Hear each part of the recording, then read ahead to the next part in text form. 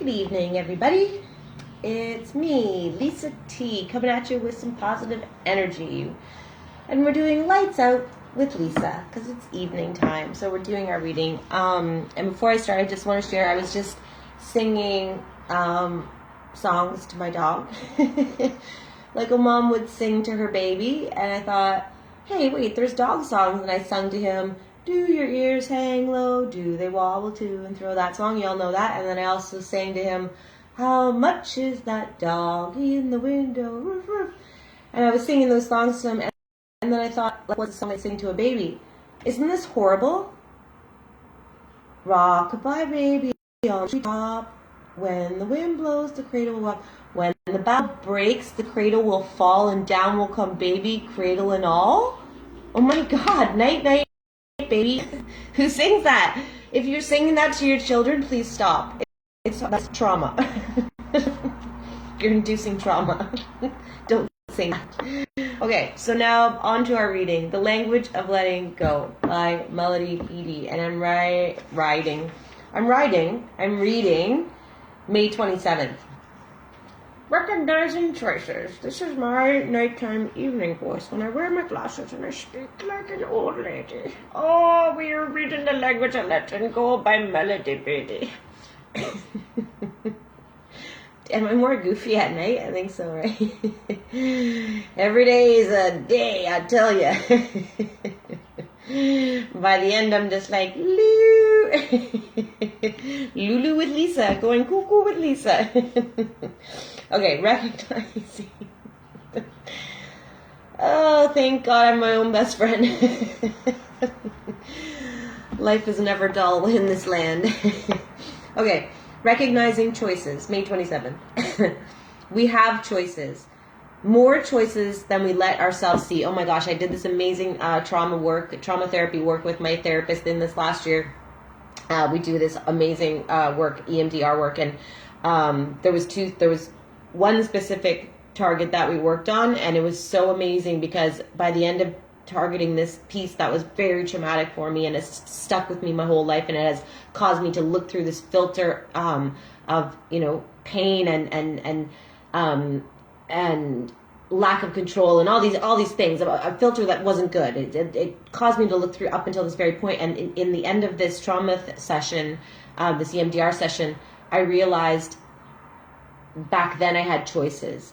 And I can't change what happened then, but it empowered me to see now situations that come up that I can make other choices, that there's options, that I have choices. I don't have to just like succumb to horrible situations and do what others think I should do, or and forget about myself. Anyways, it was really powerful, and in that piece, it showed me that I have choices. I always have choices. Back then I didn't think I had a choice, and probably back then I didn't have a choice in the moment, but looking back, I can empower myself in this now, which helps me then pull that past piece closer to my heart and not be so like, and not hate it so much and try to resist it my whole life. Anyways, I just wanted to share that with you because I know this now. We have choices. I know this. We do. We really do. We have choices, and more choices than we let ourselves see. I didn't have the ability to see choices back then.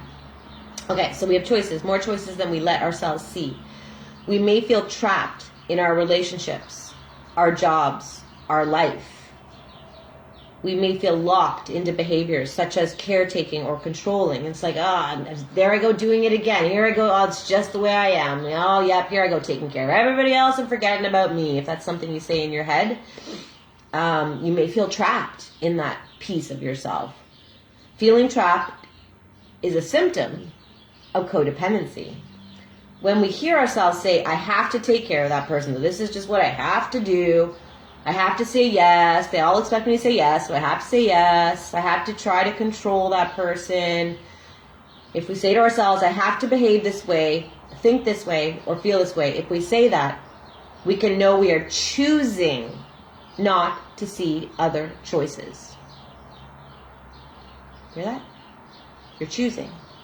If you hear yourself saying that ever, remind yourself, in this moment, I'm making a choice to not see other choices. It's up to you. It's up to me, and it's up to you. That sense of being trapped is an illusion. We are not controlled by circumstances. We are not controlled by our past. We are not controlled by the expectations of others or our unhealthy expectations of ourselves. You're not controlled by any of those things. You only let yourself be controlled, especially now that you know better and now that you're doing the work.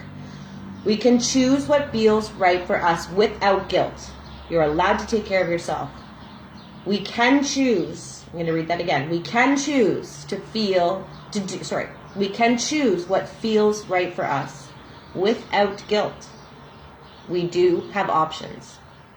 Recovery is not about behaving perfectly or according to anyone else's rules. Recovery is not about that.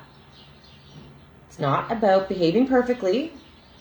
We've done that in other readings, perfection, and it's not about playing according to someone else's rules.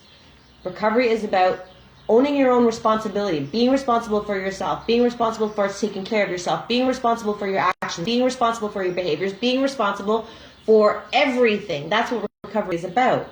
It's not about following someone else's, being people-pleasing, to follow someone else's rules, or about behaving perfectly, which is a lie anyways. So recovery is not about behaving perfectly or according to anyone else's rules. More than anything else, recovery is about knowing we have choices and giving ourselves the freedom to choose. Empowerment! Woo! Recovery is about loving yourself, taking responsibility for yourself, and then loving yourself to a better place. Okay, here's your prayer. Today, I will open my thinking and myself to the choices available to me.